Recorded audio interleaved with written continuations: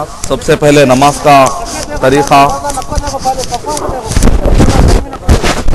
का तरीक़ा गौर से सुन लीजिए आप लोग कि ये 2 रकात की नमाज होती है।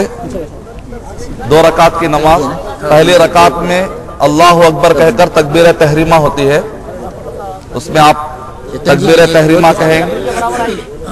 तकबीर तहरीमा के बाद दुआ पढ़ी जाती है जिसको दुआ इस्तिफ्ताह कहते हैं, वो दुआ। उसके बाद 7 मरतबा अल्लाह अकबर की आवाज आपको सुनाई देगी जिसको 7 तकबीरें कहते हैं। फिर उसके बाद सूरह फातिहा और एक सूरा पढ़ा जाता है। फिर दूसरी रकात में जैसे ही दूसरी रकात शुरू होती है, दूसरी रकात के शुरुआत में फिर 5 तकबीरात, पहली रकात में 7, दूसरी रकात में 5 तकबीरात। इस तरीके से ये 2 रकात नमाज अदा की जाएगी। उसके बाद इंशाअल्लाह खुतबा होगा। तरीका फिर से एक मरतबा गौर से सुनिए।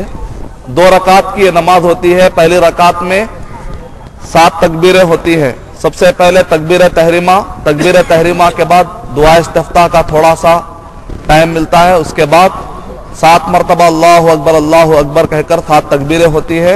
फिर सूरह फातिहा, आप सबको भी सूरह फातिहा पढ़ना ज़रूरी है। इमाम साहब के पीछे सूरह फातिहा आप लोग भी पढ़ेंगे। अलबत्ता ज़म्मे सूरा के वक्त पर कोई दूसरा सूरा आप नहीं पढ़ेंगे। दूसरे रकात में फिर 5 तकबीरें होती हैं, उसमें भी आपको सूरह फातिहा पढ़ना ज़रूरी है, क्योंकि सूरह फातिहा पढ़े बगैर नमाज मुकम्मल नहीं होती। सूरह फातिहा पढ़ना ज़रूरी है।